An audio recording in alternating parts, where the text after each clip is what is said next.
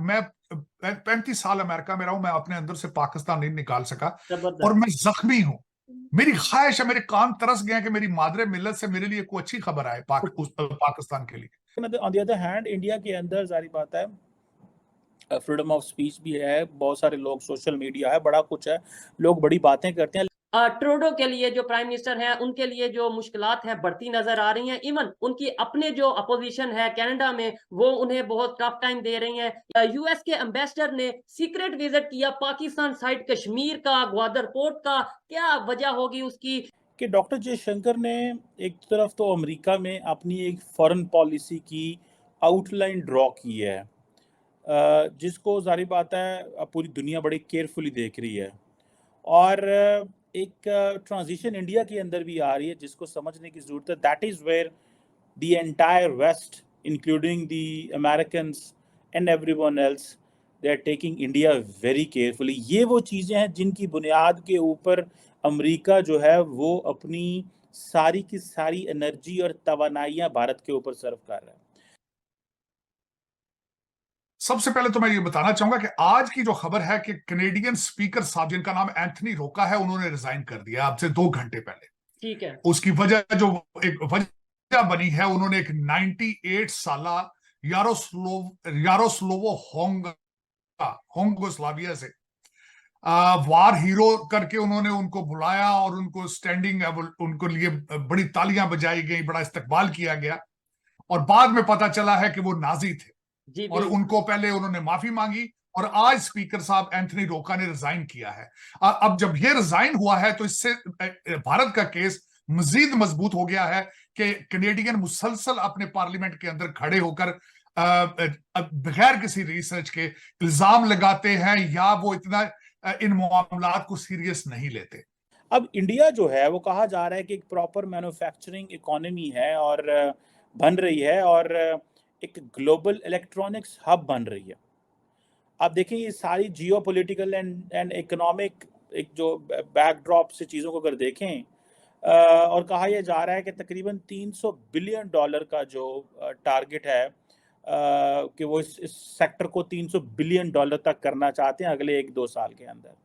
So if India's, जिसे कहते हैं आप, इलेक्ट्रॉनिक जो है वो इंडिया एक ग्लोबल इलेक्ट्रॉनिक्स हब बन जाता है, तो it means the west will get more एक डिपेंडेंट ऑन इंडिया।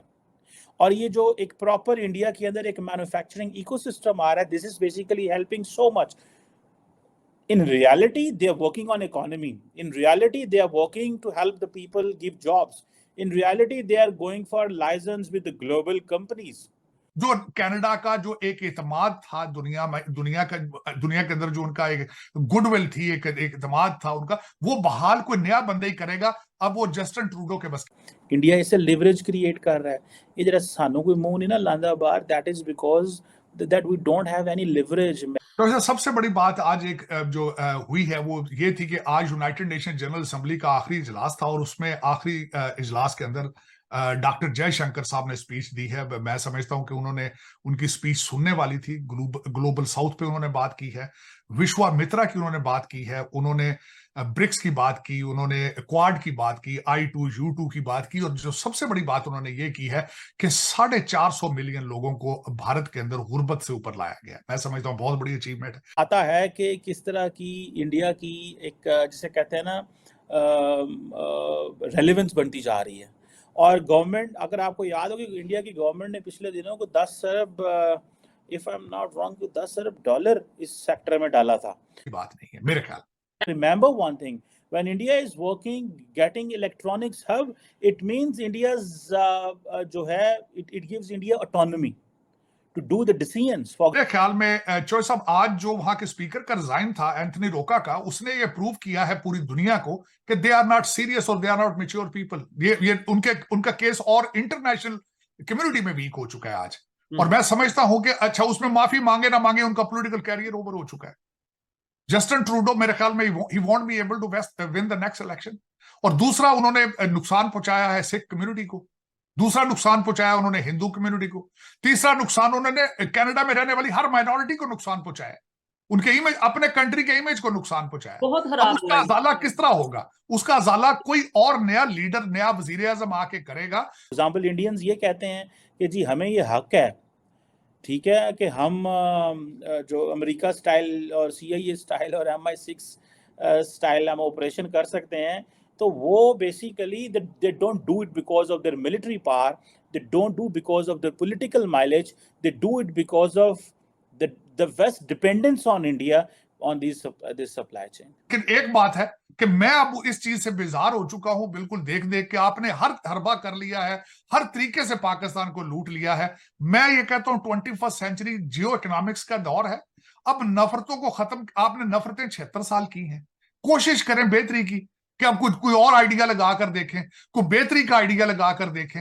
अब ये दौर जंगों का नहीं रह चुका है, ये मैं बताना चाह रहा हूं आपको। अब जियो इकोनॉमिक्स में दो लोग आपकी इकानमियां खत्म कर देते हैं, जिस तरह आपकी इकानमी है इस वक्त बुरी हालत में।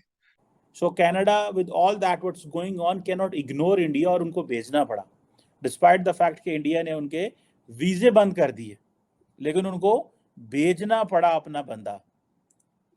ये है, आप इसको अंडरस्टैंड इट, वो क्या कहते हैं, read between the lines. Narendra Modi ने इंडिया के अंदर ये जो कनाडा इंडिया जो डिप्लोमेटिक इशू था, रॉ थी, इसमें उन्होंने अपने ब्राउनी पॉइंट्स जीत लिए हैं through the media they invested. अभी जो एप्पल की कॉन्ट्रैक्ट मैन्युफैक्चरर है फॉक्सकॉन टेक्नोलॉजी ग्रुप, और जो पैगाट्रॉन और दूसरे एक और है, वो कह रहे हैं जी 25% आईफोन इंडिया के अंदर 2025 तक बन जाएंगे। 25%, कितनी स्पीड से काम हो रहा है। आप जो पैसे देते, आप अब बिल्कुल कहते ना, उठ कच्छे च बैठे हो तुसी, बुनैन भी कोई नहीं, जिथों रोटी ਲੱਭ ਜਾਓ ਤੇ ਪਿੱਛੇ ਟੁਰ ਪੈਂਦੇ ਹੋ। ਇਹ ਤੁਹਾਡੀ ਫਾਰਨ ਪਾਲਿਸੀ। ਇੱਕ ਇੱਕ ਗਲੀ 6-6 ਮਸਜਿਦਾਂ ਨੇ, और हर मौलवी दूजे मौलवी ਨੂੰ ਕਹਿ ਰਿਹਾ ਕਾਫਰ है। ਇਹ देख लो जो नहीं हो रहा, दसो मैंने उसे। जितने ज्यादा फ्राडिये जखीरा दोज हैं वो हर साल हज भी कर रहे हैं, उमरा भी कर रहे हैं।